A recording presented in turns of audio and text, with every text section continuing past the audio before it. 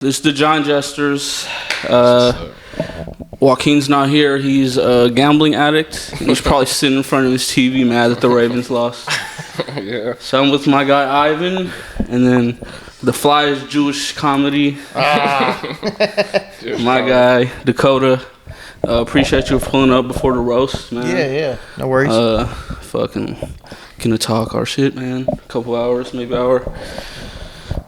So, Dakota. Fucking I'm high. All right. You have like questions prepared? Yeah. You're like, Jewish question. what was So do you guys really control the banks? He's like, what? Where did that come from? Is there any truth to that? As the Jesse Jackson of Jews. Are you ever caught off guard by something like a new anti-Semitic thing where you're just like, I didn't even know that was a thing? They dropped like a one. I'm like, that's a new one. Yeah. Is there ever one? I don't know. The space laser shit was pretty cool. Yeah, that's nice. Yeah. You get blamed for space lasers? Let me throw him in. My bad. Oh, no, he's chilling. My bad. Yeah. Keep like my ADD brain fucking going. Yeah. Hey. That's, Fucking. new racist stuff. I think for me the surprising one was Ebola when I first came. Because when people started telling me like Ebola was a thing, and I was like, they were blaming it on Africa, like all of Africa. They're just like, all of Africa is to blame for this, and I'm like, dude, there's nothing I could do about this. Hey. Was that like when Ebola came back in the news like 10 years ago or whatever? I want to say like 2018, 2016 to 2018. There was like 20 Ebolas in Texas or something like that? Yeah, it was not a fun time to be African. That was it's kind of like every cough. Yeah. I literally went through like the Asian hate thing. Like, but nobody gave a fuck about us. Nobody made us stop bullying Africans. It was the first time where being African was worse than being black in America. A little bit. No, we get confused a lot, so it doesn't. We never even get a break from that. That's what I always joke with him. Like, it's like if I imagine like if Ivan gets pulled over by the police, and then they roll down the window. They're like, "You know how fast you're going?" He's like, "I'm sorry, I just came here. Can you say this again?" You could get yourself out of a lot of shit. Bro. My dad does. My dad for sure does. The dude reholsters his gun. He's like, he's just an African guy. My dad does that, and it's like a confusing thing. Like, sir, do you know why we stopped you? He's like, first of all, officer, I would like to say I am very sorry. And he's like, oh shit, I love the police.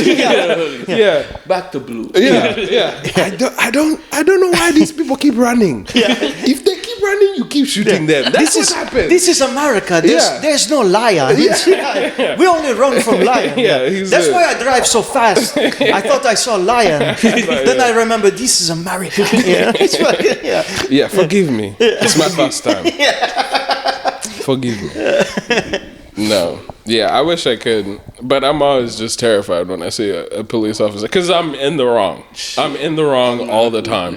I'm high 100% of the time. And like you said, bro, y'all got 3 stars off the bat. It's crazy.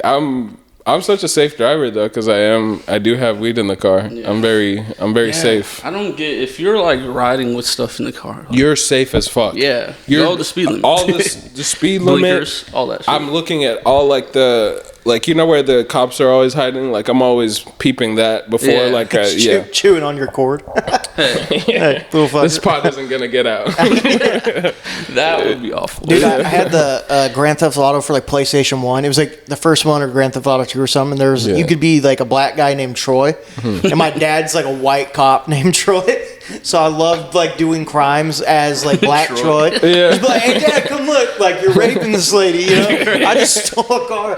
I just stole a police car and fucking ran a cop over. You know." Yeah. He just like thought like it was the funniest shit ever. He thought it was funny. Dude, my dad's like retarded. Like, he has like my dad's like his crazy. Yeah, like his sense of humor is like what damaged me as like because like he has like a hella dark sense of humor from all like the PTSD shit and stuff. Yeah. But like, was he in the war? No, he was like a homicide detective. So he just like saw hella crazy, crazy ass shit. But heavy shit. Yeah. Do you remember when that bitch shot up the YouTube building? I did see her, and she she looked like somebody who would shoot up a place. Yeah, dude. She was like a vegan, a vegan rights activist. Yeah, bro. She just went to YouTube. She didn't even like, pinpoint who the person she was mad at. Why didn't she just went to the offices? It was hella funny because I'm like, and she was like, her whole thing was animal rights. Like, why didn't you go shoot up the Tyson building? She truly was just shooting at receptionists. She was pissed at YouTube because they like were flagging her videos, taking down her videos or something. So, but. Yeah, that's G like, shit, dude. Go shoot the guy that loads the vending machines in the break room. The person who does emails. They don't get my message across. Yeah, for real. Well, my dad was like in charge of the the response team. You know that they went and fucking got her like hella quick, and like no one. It was like a huge thing in the news because she didn't kill anyone, did she? She missed. No, she didn't kill anyone. Yeah. She shot Trooper aim. She shot like 5 people, but none of them died. That's why they shouldn't let girls I mean, they got there. Vegans too. Yeah, she was just she was not cut out for that life. Yeah, she was, brother. Yeah. But they showed up in like hell fast. There was like it was in the news. Like I think they were comparing because I feel like it was around the same time as like the there was like another shooting where the cops took like hella long to. I mean, I could be fucking this up timeline wise, but they kind of compared it in the news. There's a lot of articles being like, this was the correct like response to this thing. It's like they were like, let's get in there right the fuck now and cap the person that's shooting versus like let's wait for 2 hours. Yeah, there are a lot of those. Yeah, because we'd rather let 30 elementary kids die than have one fucking shitty cop. Yeah, there's story of like parents like grabbing their own personal gun and like trying to go stop. Like, that's wild. Yeah. That's enough. That's wild. It's crazy. Yeah, that's America. I just love it. I fucking love it. It was like they're like that's hilarious. The press conference where they're like, in hindsight, maybe we could have done a better job. Yeah. Like it's why are there this many guns? I don't know. Yeah, that is crazy. A parent comes from home and they're like, "Fuck it, you guys aren't gonna do anything. I'm bringing my own." Bro, dude, that's crazy. There's that shit in the news. That's why I brought that up was because it's shit about his PTSD. But it's hella funny because like it's fucked up. But it's like the smoke detector was going off in the house whenever someone would cook. It was all fucked up, and then every time it went off, he's like, ah, like he'd freak out because it was like the alarms at the YouTube building and Is shit. the turtle gonna be okay? Yeah, dude, bro, that had me so concerned. It's fucking Ninja Turtle, dude. It's just like doing karate. He went on his back, right? Yeah, he went on his he's gonna back. drown. That's what I thought. I was like, "There's no." Can turtles even drown? Like, is that? That's what I was thinking, but I was like, "There's no way I'm gonna watch this turtle grow." For like 8 years, dude. They live hella fucking long, dude. It's crazy. Yeah, I was so scared. It was upside down, and only its head was underwater. And it was like struggling to get up. Waterboarded in the middle of the pond. I was like, "Holy shit!" I was just about to watch this dude die. That's crazy. Learn how to swim in the sewers. Your dad traumatized. It was just but I just felt bad, but I'd be laughing my ass off, like smoke. Just like he freaked the fuck out when the smoke detector went off. Damn. Yeah. That's crazy. Any sleepwalking or no like yelling or sleepwalking. He just have like major like panic attacks where he'd like fucking it was like he was having a heart attack. Like you'd have to like fucking really try to calm him down. Yeah, and he'd like have trouble breathing and shit like that. And he'd have like nightmares and shit and couldn't sleep. Hella bad insomnia. I mean, bro, you're fucking first on the scene of the most horrific shit that like can happen. Yeah. That's pretty crazy. It's fucking it's crazy. Yeah. That's wild. Yeah. What do you tell him? Dad, it's not. It's true. Yeah, he was going through like a really hard time where like his dad died, and then at the same time he was dealing with like all this PTSD shit like compounded at the same time. Damn. And he like took a leave of absence and ended up like retiring and stuff. But like it was like, which he just was dealing with all the shit. But when I was growing up, he would just like joke about the most like. And like about the fucked up shit. I accidentally one time he left his this is so fucked up I'm talking about this, but like he's never gonna hear this, but like my firm belief is that like you could say anything ever and it's like as long as the person doesn't hear that you said it, it's fine. You know that's his move? I like it. Yeah, well that's like my thing. Yeah. That's your move? Yeah. And then I'm like, let me do stand up and just say all this shit out loud now, so it's but it's recorded. But so he was like doing like basically filed like a lawsuit against the city for like like mental and physical trauma or whatever, and I accidentally like opened up, like he was using my computer to like write up, with his lawyer, like a bunch of like he had to like write a bunch of like things about like basically retell stories about certain things that caused him to have hella PTSD over the years and shit. And I was just like, I accidentally opened it up and I was like, oh fuck, and I like couldn't stop reading it. Yeah. I shouldn't be, it's like reading someone's diary. Shit. Yeah, and he's just like, he's like, this dude fucking, like blew his head off. Like, they went to this dude's house and like he was like, he had like blown his head off with a shotgun or whatever.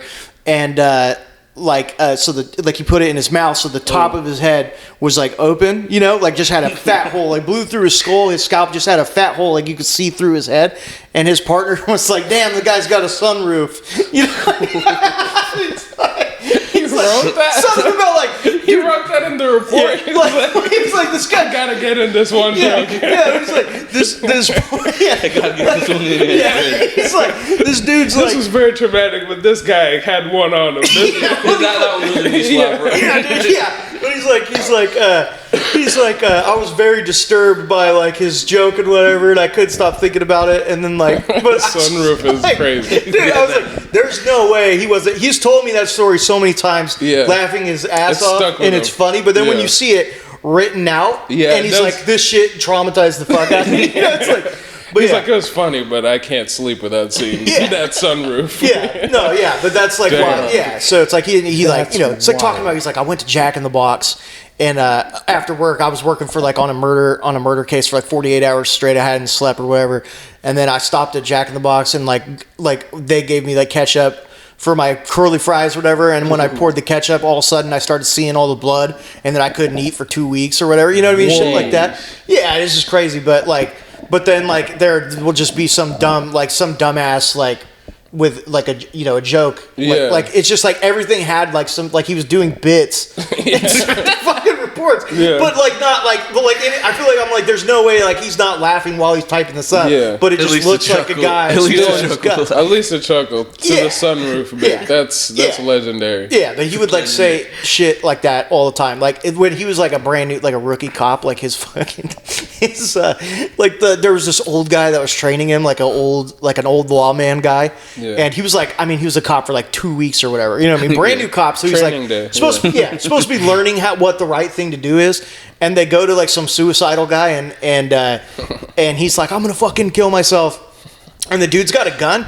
And my dad's like confused because the old man is like not even drawing on the guy and be like, put the gun down. He just doesn't give a fuck at all. He's like, this guy does this shit all the time. This guy's been saying he's going to kill himself for 15 years. I'm getting tired of him. Like, frankly, I'm like, son, you don't have the balls. And the guy's like, oh yeah, and fucking blows his brains out, dude, right in front of them. Damn. Yeah, and he was like, holy shit. Yeah. And the old dude, my dad's like, what the fuck? And he's like, God damn, I didn't think he was going to do it. Yeah, he's like, that's in the report. Yeah. I didn't think he was going to do it. Yeah, he's like, he's been saying it for like fucking 10 years or whatever, you know what I mean? Like, he's like, God damn, That's crazy. Yeah, and they just, he had to retire. They made the guy retire. He was like, come on. Like, I don't he's like, whatever, I'm done anyways. Some old guy. But, damn. Yeah, it was like the same guy where like someone called and was like, there's a guy getting murdered.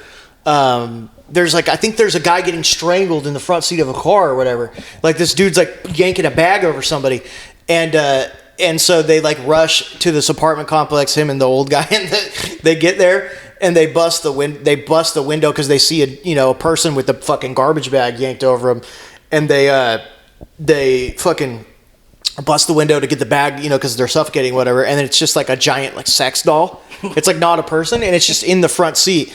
So like I guess the guy would he would put the sex doll in the front seat to make it look like for the cameras when he goes over the bridge that he could go in like the carpool lane, so he could like skip traffic and shit. And then he would suffocate it? No, he just put a garbage bag over it to like cover it up, so people didn't see there's just a sex doll. Dang. Like in his apartment complex, there was like a sex doll chilling in the front seat. But so he would bring it to work every day to save hell time on his commute. So they go up to the. That's literally what I thought to myself. Yeah, but so like it's like that's a fucking you like. he always told the He story fucked about it though. He for sure fucked dude, it. yeah. Yeah, there's no way he didn't fuck that. Yeah, though. that's why he put the garbage down. He's like, yeah. He's like, I'm gonna bag this bitch's face. Even his like sex doll was too ugly to look in the face. Yeah. God damn. Yeah, but so they like they knocked on the dude's door and they're like, hey, it's like I don't want to say what city he works for, but blah blah blah PD, and they're like, you got to come out. We smashed your windows. The guy's like, what the fuck? Like, why? And he's like. And he was just like, yeah. And then the old old fucking like good old boy lawman cop I was talking about. He's just like, well, he's like, cause like he comes out. He's like, it's gonna cost me like fucking $300 to fix. Like, is the city gonna pay for this? And he's just like, well, sir, consider this your toll bridge violation fee. Like, damn. Yeah, dude, it's just like hit him with the old west. Yeah, dude, like he didn't give a fuck. So that's like the kind of, it's so funny because like, what's wrong with the police? And it's like these are like the guys. Like, you know what I'm saying? Like first week on the job. Yeah, and that's literally literally like some shit that like Clint Eastwood and Dirty Harry would say. Yeah. It's like if this was real, it wouldn't be cool. Yeah. In a movie, it's bad. In a movie with music and everything, the lighting and all the In real life, you don't want the CSI Miami guy. Like you don't want like some dude just dead in the freezer. You're like, damn. Talk about a popsicle. Yeah, he puts his sunglasses on. Yeah. Whoever killed this man has a heart of ice. He puts on sunglasses. Yeah. That's not the guy you want in the fucking, Yeah. There's a lot of those guys. I feel like that's who goes into being a cop though. It's just a guy who just watched I can't even say his name. Clint Eastwood, and then are just like, that's who I am. Yeah. They put on the badge, they're like, I'm the law. I am the law. Yeah, literally, That or it's like people who like really come home PTSD that are soldiers and that's like also it's like it's hella funny. No, and then they have to come back to kids, which is tough. Like, that's a tough after seeing a sunroof, and then your kid's like, come, I have homework. I have a whole day to tell you about. It's like I don't give a fuck. I just saw a man blow his brains out. Literally, my mom was like scrubbing brain matter out of his boots. You know what I mean? Yeah. Jesus. One time he got in a fight with like a Tongan guy, like some fucking 7 foot tall Tongan giant. Because there's hella Tongan gangs in the city he worked in, and he got in a fight with a Tongan guy on a rooftop of a fucking building, and the dude was biting him and shit, all crazy. He was like trying to throw him off the roof and shit. And so he had to fight this Tongan guy like to the fucking like to the death, like just like UFC, just fucking straight to fucking Mortal Kombat on the roof until more backup got there and shit. And the dude had scabies, and the dude pissed his pants while they were fighting and pissed all over him and shit like that. So it's like a homeless Tongan guy with scabies and shit. Yeah, and then my mom had to do his laundry when he got home, and she got scabies from doing the laundry, dude. Oh my god, dirty guy. Yeah, she just had to scrub. Literally, there's one time like he actually stepped on someone's brains at a crime scene because he ran in hella fast, and the guy was already laying on the floor dead, and like stepped in his brain matter and shit like that. Was scrubbing brains from the crevices of the boot, It's crazy, dude. Yeah. And then they're like, why are these guys always so trigger happy? It's like, Jesus Christ. It's hella funny because like I almost feel like it's like they should like when people are like, what do we do to fix the police? I'm like, you might as well just because this job isn't meant for a human. It's for robots. We should have RoboCop. That's not. There's no way you can come back from that and be like, how are you doing today, Tiger? And they're like, the cops in Europe, like the cops in Denmark aren't like packing, or whatever, and they don't do all the shit. I'm like, because that weird shit doesn't happen over there. Yeah, nobody's hanging themselves and then blowing themselves up. Well, they were like the fucking like the story about like he always tells the story in like contrast, but he's like the story where I had to rush over because the guy was getting I'm ready to fucking have to maybe kill someone because they're trying to suffocate someone, they're murdering someone in a car, and then I get and it's a silly fucking story about a sex doll and it's like a thing. And then there's this other story where he's like, this other time someone calls and says someone's throwing shoes at cars on the bridge, and it's like they're like, oh okay, it was like grad night or something. They're like, it's probably drunk college kids or some shit like that. And they're like, someone threw a fucking shoe at me at my car, and like I'm afraid they're gonna do it and cause an accident. So one cop goes over, is like, all right, whatever. He goes and is expecting to find some like drunk kids or something. Goes to the bridge, and a completely naked woman with like 100 stab wounds, bleeding, covered in blood, like The Descent. You know what I mean? Like a fucking horror movie shows up. And he's like, what the fuck? She's like, he's over there. And there's a fucking dude with a knife, some crazy hillbilly with a fucking knife. And he like chases the guy, and then they got into like a physical altercation. The dude had like a knife on him and shit. They ended up being able to arrest the guy and rush the woman to the hospital, and she lived. But they found out this dude was a serial killer. And he killed like 4 people, and he was like a truck driver. So he would drive all over the United States. He killed someone in Mississippi. He killed someone in Texas. He killed, I think, someone in like Washington State and someone in California. Souvenirs. Yeah, so, damn. Yeah. So he was just like killing people on his work trips and shit all over the United States. Sponsored killing trips. Yeah. He's like, all right. He's like, I got my 10-hour break. Yeah. He's like, Let's see what we can do. Yeah. You gotta remain DOT compliant. Yeah. Yeah.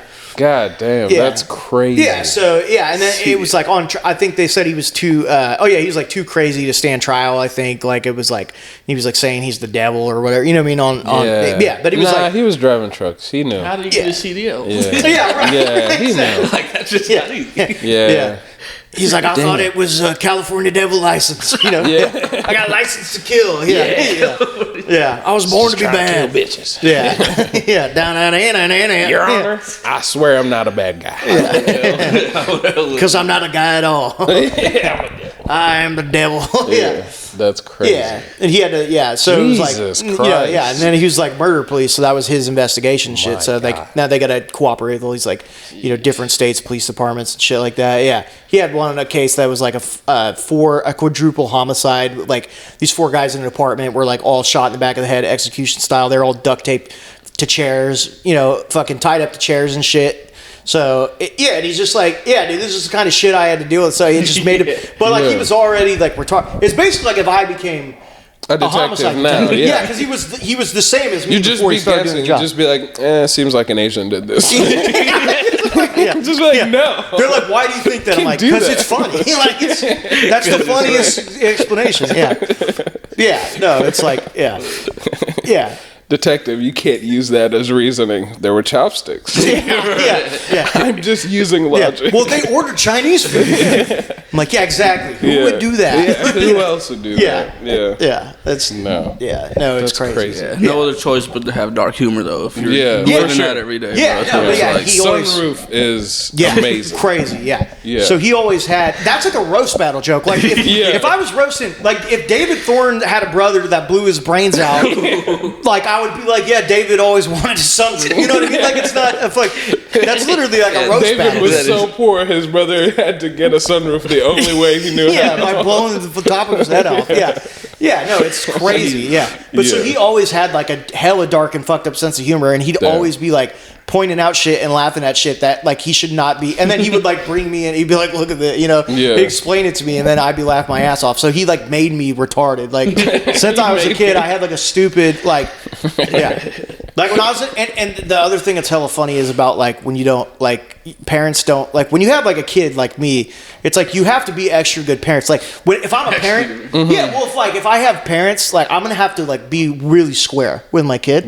Like because I know it's going to be a fucking idiot, and it's like and a completely not self-aware idiot. So it's like you have to be extra like my parents would let me watch whatever movies I wanted, and then it's like I would just go and repeat shit from the movies without understanding the context. Like I watched Team America. You know Team America?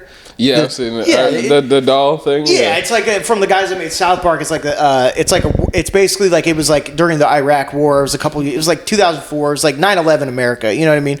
And it's very funny. Yeah, these puppets. It's all puppets, and they're like the world police. They like go into other countries and just fuck shit up. But it's a satire. Yeah, it's a satire in America. It's very intelligent. Yeah. But I go and I'm just reenacting shit from them. Like I went to school in brown face with a towel on my head and started fucking me like durga and got in hell of trouble. Yeah. Yeah, and it's like a fucking book. Like I needed a dad that would have told me like I would have watched that movie with me and explained, okay, that you can't go to school in brown face. You know what I mean? Definitely not after you know what happened to people after 9/11. You're like, that's the craziest move. But I'm like 11 years old. I'm like 12, 11 or 12 years old. I'm a fucking idiot, and I have no. You're taking on the heat. You're like, I'm one of them. I have no context. I'm like, Yeah, so it's like, why'd you let me watch this fucking movie? You know how I am. You know what I mean? It's yeah. So you just made your so dad much was worse. trying to recover from what he had just seen. Yeah. He's like, put on whatever. I don't give a fuck. Yeah. You come out with a brown face. He's like, all right. It's hella funny too, because like I was talking about, like after his dad died, and he was hella depressed and stuff. After my grandpa died, it was like staying home with him. I took all the time off work to stay home because he was really, really, fucked up. And my mom has like dementia hella bad and shit. So she's already, it's like hard for her to like. I mean, she's kind of like she's not all there, so it's like she can't really be like the support that he needs or whatever. But so we would just be like hanging out watching movies, and we watched like Team America, and like he was like, oh, is this the movie with like the puppets and they fuck and stuff? He's like, I don't want to watch this, and I'm like, no, this is what I want to watch. I stayed home. This is what we're watching. And he's like trying not to laugh, and then there's like the scene where he's like, he's just like the main guy. They get like a theater actor to like infiltrate Al Qaeda or whatever, like the Taliban, or he like shows up and he's in brown face. He's got like a fucking pube beard, like just hella shittily, like he looks like shit, like taped to his face. They're like genius, like he's he goes in undercover and he's like doing like the Jedi mind trick shit from Star Wars, where they're like he's like like and he's just like they're like Durka like Muhammad Jihad, and he's just like Durka Muhammad Jihad, and then they're like all suspicious. They're like pointing fucking AKs at him and yelling, and he's like, Durka Muhammad Jihad, Durka, a Sherpa Durka, a Durka, and they're like, oh, Durka, and then they let him in. And my dad laughed so hard, like so, he was like crying. Racism. Yeah, and he like didn't want to laugh, and he's just cracking up. I'm like, this is why I needed a better father. It's like prime example. You're like, why didn't I become successful in life? Oh, this is why. It's because it's him. Yeah, it's crazy. Yeah. That's hilarious. That's so, wild. bro. So, what got you into comedy? Yeah. So, how old are you now? 31. 31. Okay, so you started last year, right? Yeah, I started in March. Okay. Yeah. And May. Yeah. What just got you into like? Obviously, my bad. Yeah. You watch South Park. I mean, you're assuming all these shows. Yeah. Well, I think that so my dad being a dumbass and always being like dark and shit, always making dark jokes when I was younger, and then I went through a lot of honestly because I was like sexually abused as a child, and that made me I basically survived off making jokes about it and turning it into a bit kind of, you know what I mean? Yeah. And that. Like I said, that dark humor shit, coping with trauma through humor is in my blood. But so that was a big thing. And then I always was trying to be the class clown and make I was in the yearbook class clown, trying to make people laugh because I was a dipshit at school and stuff. That's how I made friends. And a lot of people would be like, oh yeah, we I was kind of in with all the groups because they're like, that's the funny guy or whatever, Yeah. But so that shit, and then I love movies. I wasn't super into stand up until I liked stand up when I was a kid. I would go to Blockbuster and rent stand up specials. I love Chappelle. I think Dave Chappelle's show is what got me into stand up. And then I would I'd go rent I love Tracy Morgan and Martin Lawrence. A lot of the black comics, I'd go get their specials from Blockbuster and shit. John Panette, I loved. A couple guys like that. But so I would start watching stand-up, and then I love movies and comedy movies. I mean, that was my favorite thing. And I got into screenwriting first. Yeah. So I've been a screenwriter for 7 or 8 years, and I had a bunch of shit almost get produced. I've had people pitch some of my projects to Netflix. Yeah. And I seen you were finalists. Yeah. I had a bunch of got finalists, a bunch of competitions and shit like that. But nothing ever took off. It just didn't happen. And and same with music. I've been playing music since I was a kid, and I was in a band. We were touring all over the country and shit, and it felt like it was starting to pop off for us. We had a tour. We had a tour with this band called Drain that is this other hardcore band, and they ended up on that tour. We were kind of a bigger band than they were when we went on that tour.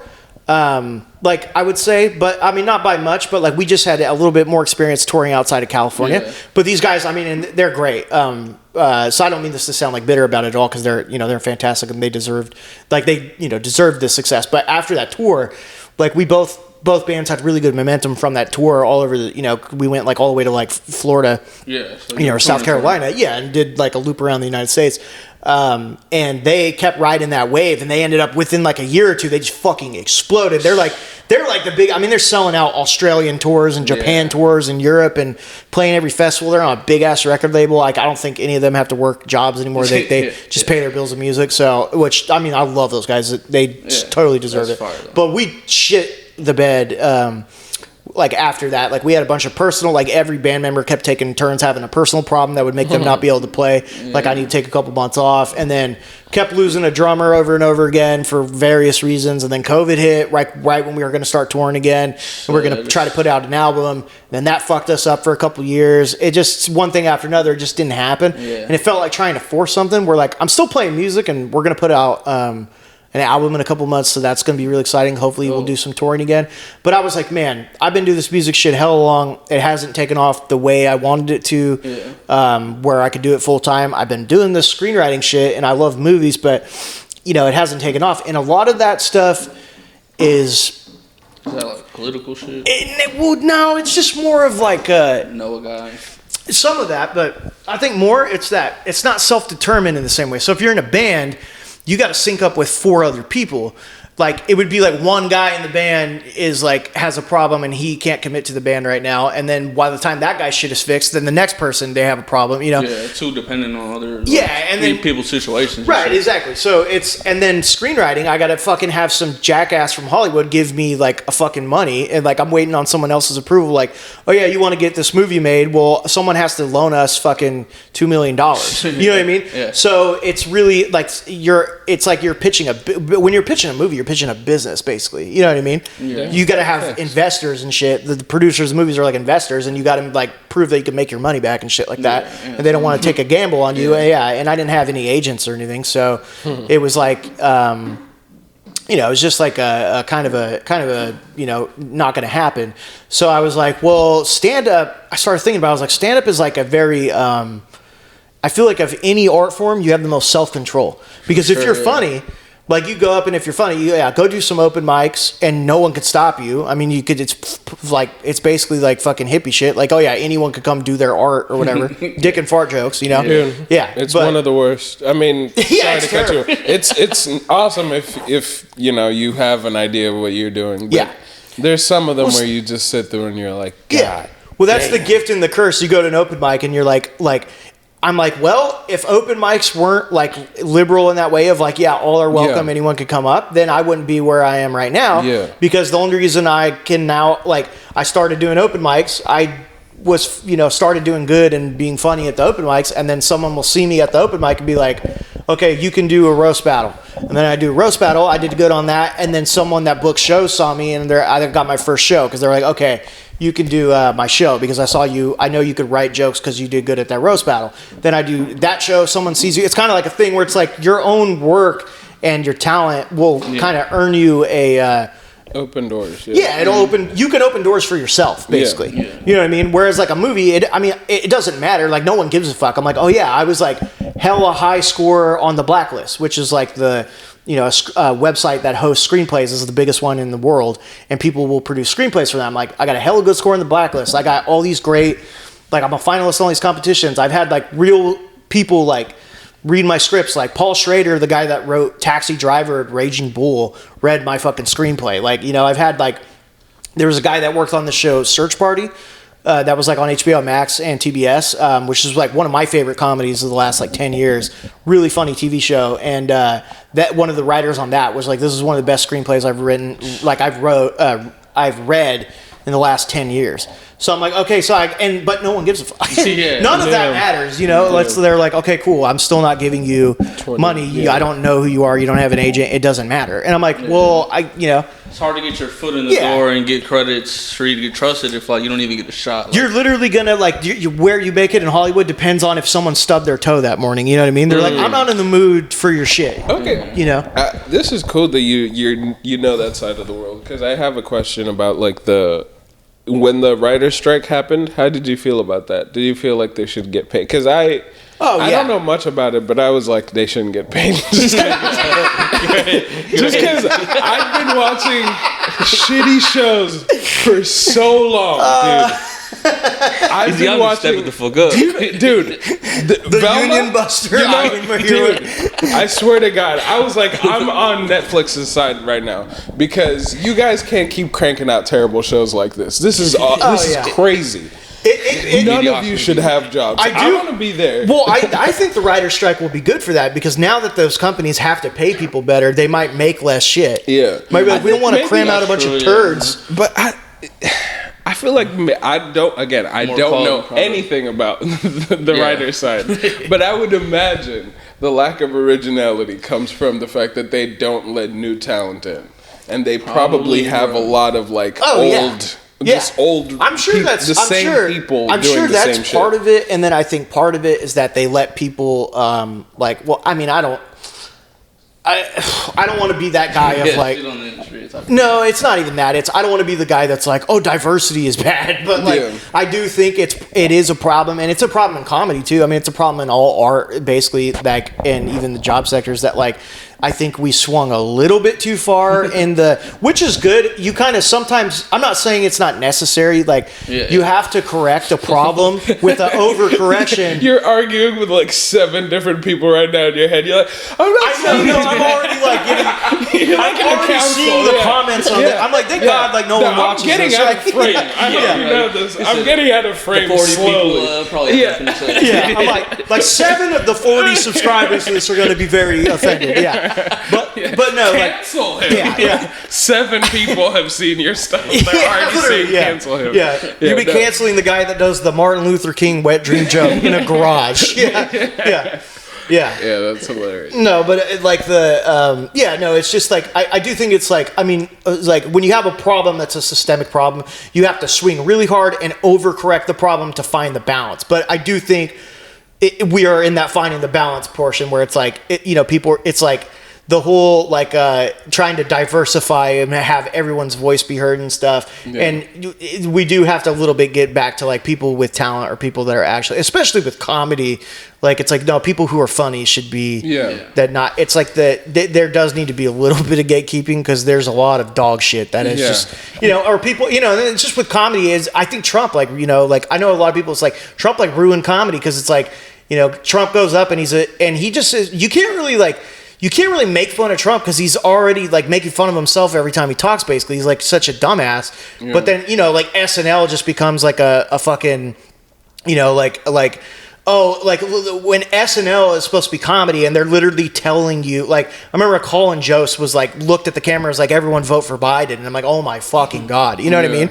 Like I'm not laughing right now, and it went a little bit too, or like people who it's like, oh, this person's funny just because they're from like a unique voice or they're not like a straight white guy. That definitely did become a thing. Yeah. I think the diversity thing though is like the worst things that I've seen that have like the diversity tint on them are people who are like trying to do diversity for like, I don't know, for some box they're ticking. It's never like we have black writers for this character. So they're not like, exactly. It's not like they're like, we just switched this one white character into a black character, didn't change any of the writing, didn't change any of anything that's happening around them. And then it just feels like and it's like you would think thing. You would think it's like, some like it's better to have like okay, so Black Panther, for example, was like this big movie, made a shitload of money, was like an international success, got nominated for Oscars and shit, and they looked and they're like, okay, this guy Ryan Coogler, he's a young black director, he's a great writer, he's made like small little independent movies. He Last made Black Man in San Francisco. Well, he did. Him? It's not him. I love that movie. Though. That's one of my favorite movies for years. But no, he did like Fruitvale Station. Which is about Oscar Grant, and then he did Creed, the Rocky movie. And it's like, okay, this guy, has a resume. He's got a resume. He did like a independent movie that he made himself, and it was very good. And then he's graduated to doing like a franchise movie. Like he worked on a Rocky movie, which is a huge deal. They're like, all right, now we'll give him a shitload of money to make this big Marvel movie. But it's a black character it's black character and it's a black story, so it makes sense for him to be doing it. Mm-hmm. But it's like that's why that movie is a success. Like it's not just like, oh yeah, let's just let fucking Eddie Griffin direct Captain America and we'll make him fucking make him a black guy. You know what I'm saying? Like it's not make Captain America a black guy, but like have the same writers. Essentially the same. Yeah. Story. Just we changed one thing and then we're like, see, guys, we did it. We did not even Eddie Griffin would be like, let's have some dude that wrote Young Sheldon fucking make a black Superman movie. You know what I mean? You gotta change the dialect, actually portray someone of that background, like that's real representation. Fully, you know, like and then some or don't. I'm very fine with that. Like Yo, fuck superhero movies. We need way less of that. It's literally like if you're not gonna do it properly, stop doing it. Just don't, because every single show that I've seen like that is just like set back. Like I remember Velma. This is the worst thing I've seen. You talk about this all the time. In all, like, I don't know if you've seen the show. What is it? Velma.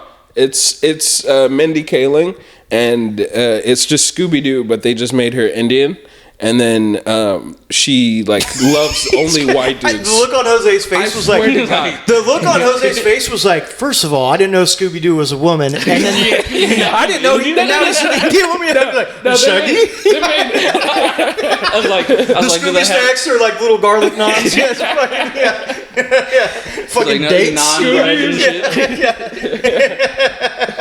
That's funny. You would have got it away with it if it wasn't for those meddling kids. Those meddling British colonizers. I would have gotten away with the country. That's crazy. Oh my god. Yeah. Indian woman. Bro, that whole show is so bad. Kind of ideas, I see. Scooby Vindaloo. It's. I'm like gonna be thinking about that all day. Like Scooby Doo is an Indian woman. Shaggy. Like, does she have the Hindu dial? Scooby Hindu. Scooby Hindu. Is he Sikh? Oh my god. No, that's hella funny. You got to see that show. It's really bad. And I couldn't believe that people were getting paid to do that. It was fucking wild. But that's what it's like. Someone and like, I mean, I haven't watched the thing, so I don't. I mean, I'm sure it's a turd the way you describe it. It's but bad. it's, it's just giving anyone a pass of like, not a pass, but just being like, here's an irresponsible amount of money to crank out your piece of shit show. It's like no one judged whether this was good or not. It was just like the person's merit alone. It was like, oh yeah, cool, like very respected, like person of color artist. Let's just give them a free range to do whatever they want. And I mean, like I said, I'm not like trying to argue against that, but it is like, giving anyone, it doesn't matter what race they are, giving anyone like too much fucking do whatever the fuck you want is how you have bad art. You know, I don't know. I understand. I think no matter what color creed you are, if your shit is good, it's good, and I feel like and if it's bad, it should be critiqued. Like, that's fine. It shouldn't matter if you're and there's plenty of there's great shit that's been made that it's like, oh yeah, this probably wouldn't have got made 10 years ago. So that's the upside of it. It's like because that's also a problem is good shit wouldn't get made just because they're like, we can't really have a show with like two Chinese guys, you know what I mean, or whatever. Like, which makes no sense. It's like you can't say that would never work if you've never done it. It doesn't make any sense. But like that show Beef, that was great. Yeah, that was incredible. That's like an Asian artist, like that, like a Asian. That show wouldn't have been as good if they just got some fucking Joel Schumacher to make it or whatever. He was like, what do Asian people like? But you can see on paper that it's great. I'm like, these are great scripts, these are great characters and stuff like that, and it's like, it seems like it's like, so the trade is you get to have that, and then you also get fucking Indian Scooby Doo. Like you said, we're trying to find the balance. Exactly. Yeah, I do like seeing that. Like people will spend billions on a shitty movie. That on it's some so level does funny. make me It's very knowing funny. that Disney has just for the last few years just fucked up. Oh, dude, so everybody bad. in the meeting rooms has just been scrambling. I can't believe no one liked Indiana Jones. Like, I thought we were fucking safe. Somebody's like kissing ass, or they're just like you said, It's just so like bad. what happened? It's so bad. Yeah, They were going hot for a second there. Yeah. Superhero movies running high. Yeah. They had to fall off sometime. Yeah. And just doing like the live action remakes of shit is so funny. I was just like, let's remake Little Mermaid. Yeah. Let's make her black. Yeah. And let's put her in real water. Yeah. What the fuck? Hell yeah. Yeah. That was a move. I love that move. Yeah. That was like starting up racial beefs and destroying like Yeah, it was great. Dude, the PR guys are like the whoever the guy is in control of like social media promotion. It's just like he's like, what are we gonna do about this? Like, all the comments are gonna be like, there's gonna be some dude from fucking Jacksonville, Mississippi, that's like, how are you gonna make the Little Mermaid lady black when they can't swim? Yeah, you know what I mean? Like, it's good. It's breaking stereotypes. It's doing all types. It's a great. I do love how much that pisses people off. I think whoever pitched that movie was like a troll from 4chan. Oh yeah, I want to sit in the room and watch that. Yeah, bro. I would love to actually like make those be a shadow She's writer. still gonna be a redhead though. Just make sense of that. Yeah, just fucking. You're like, what? Yeah, that's the one thing you couldn't change. Just give her black hair. Yeah. Just fucking trolling, just making like fucking we're gonna make Geppetto Chinese, like dude, I love it. Some guy in Alabama's like, what the fuck? We can't have nothing. We can't. He's like, God damn it, Pinocchio used to be American. He's like fucking from Italy. Yeah. That's the one thing I was holding on to was Pinocchio. That's the one. That's too far. Damn. Pinocchio, no, I will not stand for this. Yeah. It's so funny.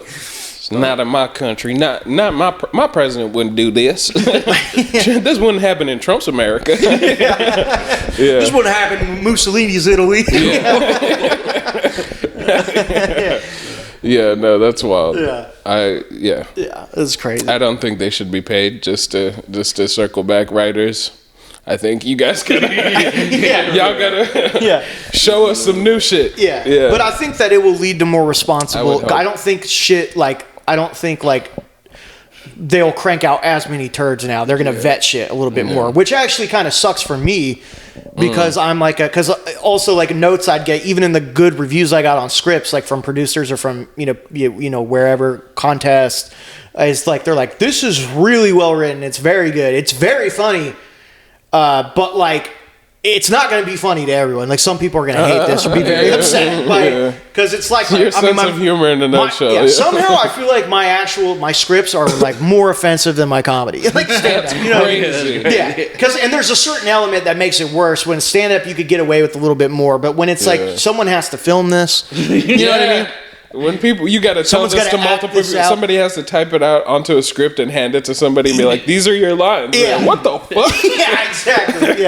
Yeah. You want me to say what? Yeah. I was talking to somebody recently about just seeing like Benedict Cumberbatch was in a movie, The Color Purple. He was like a slave owner in the movie, but then like came out that like his family actually had slaves. Nice. And it was like it was like he was just playing his ancestors. He was like just channeling them. He wasn't even he had it in the blood. It was right there. But I was just thinking of like how many like white actors have just been waiting to say it. Like Leonardo DiCaprio and Django, how good he was at being like a slave owner. Oh, yeah. They said Jamie Foxx said he had to give him a pep talk though. But he probably was like, I'm gonna just hold it off for a day. Hopefully he'll give me a pass. Damn, bro. You know how crazy that is? Dude, he was so into the fucking character. Like, that scene where he cuts his hand? Yeah, that's real. Did you know that? Yeah, then he put it on the girl's face. Dude, that's literally, so when he rubs his bloody hand in the black actress's face, what's her name? I felt mean just saying that black actress. Yeah. She's great. She's great. Yeah, she's incredible. Yeah. But yeah, he cut his hand on the set while they're filming in real life. Like, that was in the tape. He didn't break character, and then he rubbed his bloody hand in her fucking face, which was not in the script. Yeah. So he just rubbed his actual blood in whatever that lady's name is face. Yeah. Yeah. whatever that PLC. Whatever that black whatever that black chick's like, name trying to give me AIDS? What the fuck is wrong with you? Yeah, literally, it's crazy. That's Can you so imagine wild. being in her? the 80s if that happened? Yeah. And he didn't win the Oscar for that. They just gave it to the movie where he get like raped by a grizzly bear and didn't talk. That was crazy. Yeah, man, he tried. That's been his one thing. He can get that one trophy. Oh yeah, But- no, he's He absolutely incredible. That movie fucking rocks, dude. Yeah, that's one of my favorites. I saw that on Christmas Day. Django's fire. Yeah, I saw that on Christmas Day, and I was like, I just went and saw. So that movie, I remember. Yeah, I saw it, Django Unchained. I always go to the movies on Christmas, and the theater was like packed, and I'm like, let's fucking go. New Tarantino movie, and then I went and just saw the Iron Claw this year on Christmas. I'm trying to see that, dude. It's so fucking depressing. It's like literally the most depressing and sad movie I've ever fucking seen. They make it look nice. I don't want to spoil what the movie's about. The trailers look like it's a happy wrestling movie. I didn't know anything about the real story. I'm not trying to read up on it. I know a little, but I'm like, I'm not going to tell you anything about it. I'll just say the movie. Like the way they advertise it, it looks like a bunch of dudes rock, like dudes fucking wrestling and being brothers, you know what I mean? Just NASCAR, just fucking drunk white people, redneck shit. It is redneck shit. It's 100%. Let's fucking go, dude. Yeah, I'm like hell yeah. That is interesting. Mexicans and rednecks, wrestling, big connective, bro. Yeah, that's a big connective. I grew up on WWE, bro. Black people too. I feel like we all get along for wrestling. I just went and watched wrestling. I'll go back to that, but the point of the bringing up the Iron Claw thing was that I go and watch this movie that is so sad, and I thought it was going to be like a fuck yeah, brother, let's go movie, and then it is, but then it also has shit in it that's so upsetting that it kind of like counter it cancels out all the fun shit, but it's very good. It's one of it's a fucking 5-star perfect movie. It's great, but it's so depressing. And I was just like, me and my wife or whatever, I was like, dude, I wish fucking we would have stayed home and watched Django Unchained. It's just like for Christmas, you don't want like dude, I just want to go watch some fucking. I want to watch Quentin say 500 N-words for himself. And then get shot, on Christmas Day, and then just watch a white bloodbath. You know what I mean? That's beautiful. That's fucking fun, dude. Yeah. That's a Christmas gift. That was one of my favorite movies of when I saw Django, I was like, why don't they just copy this? I wouldn't mind seeing a bunch of these. Yeah, just do a sequel. Yeah, bro, he's so wild. Funny, dude. Yeah, he's so wild. He was Yeah, that was a big inspiration for the Jewish Farrakhan, the house, my character of the house guy. Yeah. But I just went and watched. Damn, you should have went. I think didn't I invite you, but you didn't go to the wrestling in Vacaville. Oh, I think I was here for that actually. Oh yeah. I was doing I went and watched live wrestling in Vacaville, dude, and I saw the pictures. Like a small It was more local, but it was sick, and it's kind of almost comedy where it was the level of talent in between the matches was hella uneven. Where it's I'm oh, these guys that went first, these are open micer wrestlers, you know what I mean? And then the headliners, you're oh, that guy. Headlines. The dude's doing backflips and shit. Yeah, that guy. These are the guys that headline punchline. You know what I mean? Yeah, literally. But it was some of it was just so bad, and then some of it was just absolutely god damn, you know. Yeah. But there was I've never seen so many happy retarded people literally, dude. There was this fucking dude doing the oh shit, my bad, dog. Doing the fucking, you know the guys that they do the lean, but he was he looked like he was doing the lean, but at a fucking Wu-Tang show, he was just he was so stoked, but he was just mean mugging and leaning, and I've never seen someone more fucking into something. Those dudes are so stoked. I mean, it must be heroin for them, you know. Yeah. And they're hella grown and shit, just full adults. The kid from Making a Murderer. That's just he confessed he wanted to go to he had tickets to WrestleMania, or whatever, and it's he wanted to go so badly that he confessed to a murder he didn't commit because they said they let him out in time to go watch wrestling. Yeah. You know, that's crazy. It's their favorite. He really thought he was like, okay, I did it. Yeah. He didn't even believe. I probably didn't even believe him. But he's like, if there's even a chance, then I get to watch wrestling tonight. I'll risk it all. I'll take it. Yeah. We'll deal with the murder when it gets there. Yeah. Yeah.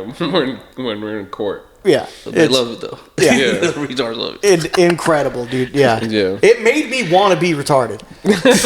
Like I got just to enjoy it a little bit. Yeah, I was like, I wish I was retarded. Like I want to feel like the fucking peak of happiness. Not a care in the world. Living life. Wrestling is big though. I'm surprised by like how many people still like. Yeah, because then you come over. He comes over 12, 13. You're probably like. I still saw wrestling. Okay, like growing up, I was still like Rey Mysterio was my guy. Yeah. Like I was always like, holy shit, you can just you can do backflips the whole time and still fuck people up. That's crazy. Yeah. I never watched it for I didn't watch it like after 14, 15, I think I dropped off, and then I saw it again and people were still getting hype for like The Rock doing like can you smell? Yeah. It's wild. The Rock was just doing I feel like he was just doing someone else said this before, so it's not a completely original thought, but it is very true. He was doing the the guy from The Warriors. You ever seen The Warriors, the movie? Warriors. Come out and play. Yeah. He was doing that movie. He was doing like the guy that gets shot and that's what triggers everything in the beginning. The can you dig it? That guy. Yeah. I feel like that's like The Rock's whole thing. Probably, like he's like that kind of guy. He came out about that time too. Yeah. Well, I think The Warriors came out in the early '80s, but he was like totally I feel like it's like totally channeling that guy's energy. Yeah. But I like Sting. Sting, that was your dude. What was that dude's name? Kane. Kane? Yeah, Kane that was big. Yeah. Undertaker versus Kane. Yeah, that was fucking big. crazy. That was huge. Those guys were sick, and of course I love Goldberg. Goldberg. It's so sick that they're like, we're gonna have the Jewish wrestler be the most skinhead Nazi-looking motherfucker you've ever seen, dude. Yeah. Get out in front of the allegations and everything. Just like, you can't be a skinhead if I'm already one. You can't beat me too. Yeah. That's crazy. Yeah. Yeah, he's Jewish, right? I didn't know that. Goldberg? Yeah, I did not know that. Yeah. Goldberg, yeah, makes sense. Yeah. Now that you say in hindsight, yeah. How did I miss that? Yeah. It's very, very crazy. Goldberg Steen? How did we not know?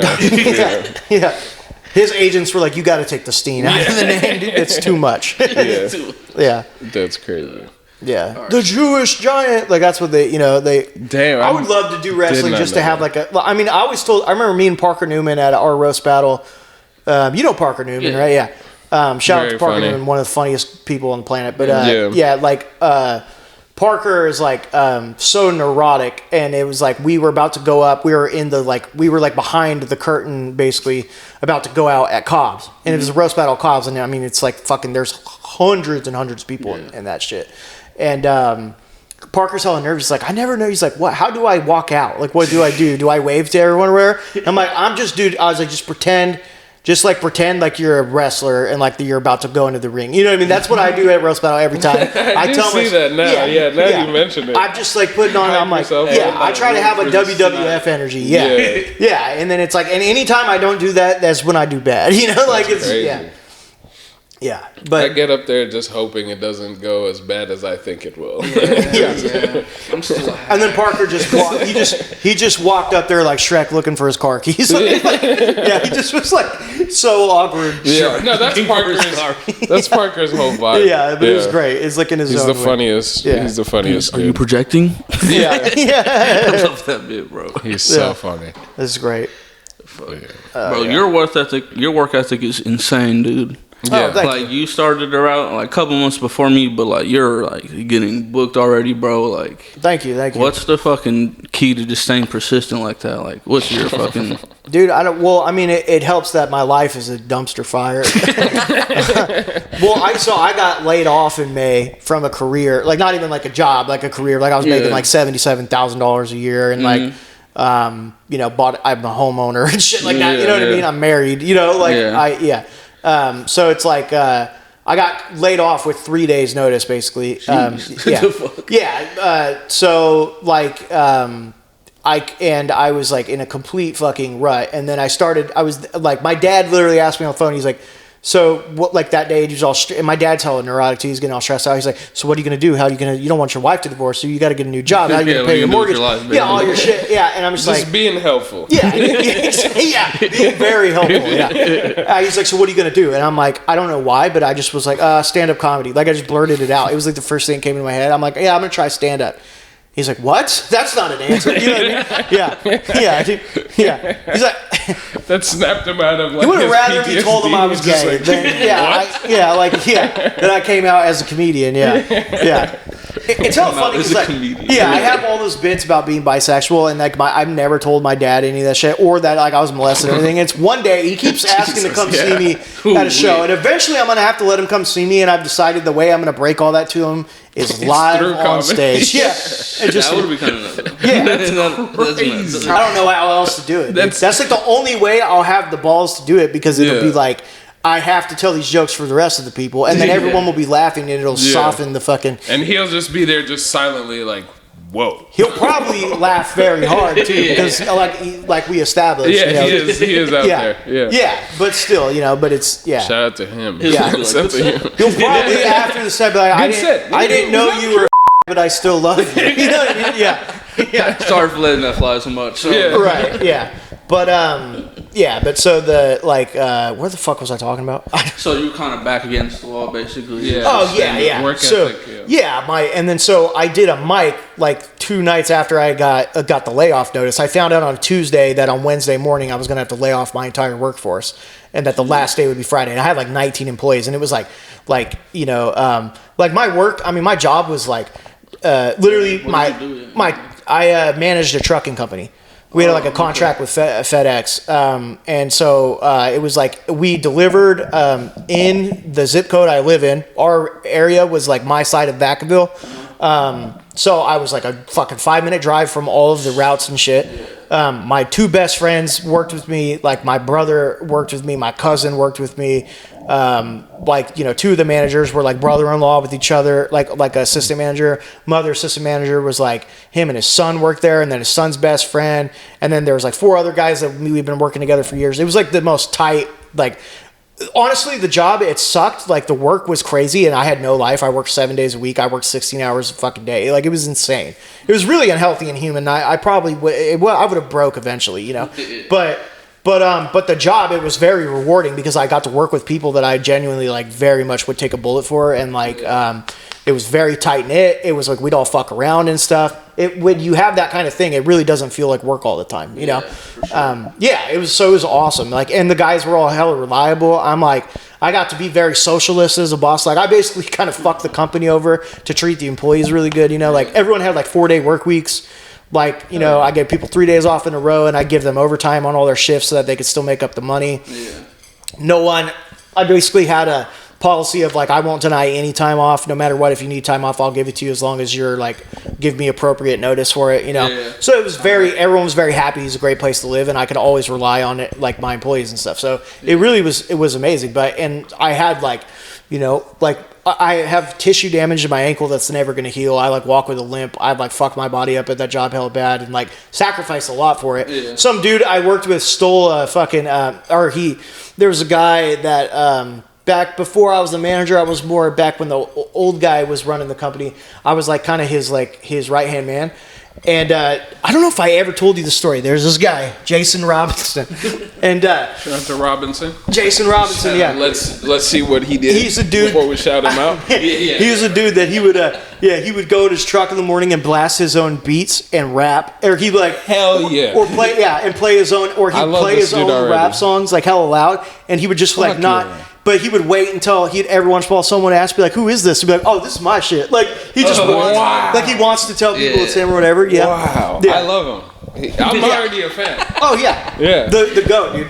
And he plays his own music out loud in the truck, like inside, like parked on. Like so baby, really? Wow. Like the trucks will be parked inside the FedEx building on the dock, and they're getting loaded, and he's blasting music so loud you can't hear yourself. He's talk. just waiting to get like somebody to just be like, "Damn, that's actually good. I should sign you right now." Yeah, like, no, exactly. Yeah. He's waiting for somebody to pick him up. One of the crackheads that loads the packages into the trucks that wears turning up to it. That wears Cookie Monster pajamas and works the graveyard shift at FedEx is also in his spare time time a talent manager. You know what I mean? Like, there was literally like homeless people like loading those trucks. It was insane. Dude. Like, it was like. Was it ever actually any good?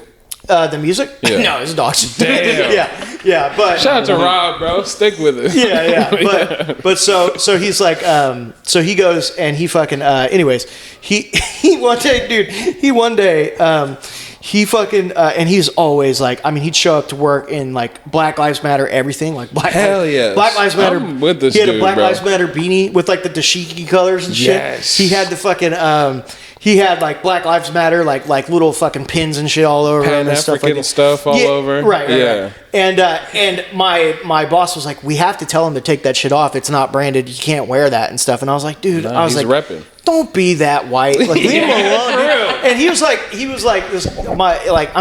boss was like, his name was Tuck. Yeah. He was from Illinois, and he was like a fucking military guy with like PTSD from Afghanistan. Jesus. Like white dude. Yeah, he sees the world very differently. Exactly. Yeah. Nice guy, very different guy. But he's like, he can't be wearing that shit. I'm like, come on, Tuck. Like, he's like, don't you want to be a hero only when I say it? He's like, come on, just let him do his thing. And he's like, all right, so like, but he's not supposed to. But I'm like, what are we gonna do? Tell him you can't wear that? You know what I mean? Just let him do his thing. So, and he would piss like, he went in. There's like a very racist music store in Vacaville that's closing down now. Downtown Vacaville. And the fucking like the people that work there like were just hated him. I mean, like we show up and he shows up on all Black Lives Mattered out, and he just like asked them like 4 times, "How's your day going?" Trying to talk to them, and they just completely gave him the cold shoulder, and they would only talk to me. And I don't think I was wearing my yarmulke. You know what I mean? Yeah. They didn't know the mistake they were making. Right. Yeah. And so they thought they were talking to a good old white man. You know? They're like, look at him, brother. Yeah. Like, can you believe this fucking? Goddamn nigger. Can you believe the fucking jafoolery? Yeah. This jafoolery. Yeah. So like, and I was like, this is crazy. I'm like, man, these guys are assholes, And so like and they were being super big dicks to him, and then I'm like, yeah, I'm sorry, I totally saw that they were totally being. I mean, obviously it was racial, Yeah. And I was like, that's fucked up. I'll have a talk with them because that's unacceptable to me, And then within like a week, like fucking, there was like a half Mexican, half Palestinian guy. Actually looks just like you. Yeah. Like darker skin. Yeah. That's an interesting mix. That's very small countries, very far apart. Yeah. There's like there's no connection. And his roommate was a UPS driver, and they were like, the UPS guy when he got there was like, thank God we could deal with a nice white man instead of this fucking brown piece of shit that came here earlier, basically. And didn't know that the UPS guy on that route was his roommate. Coincidentally, and he texted him. He's like, "This guy's just called you a fucking, a Durka bean, like, Durka bean, we're just being like so fucking crazily racist, And so that guy, then he complains to me, and then something. What was the other thing that happened? There was like, and then there was a big old black dude, like 6'8" black dude, and then like a short fat Mexican guy. Both just like glowing representations of their people. And fucking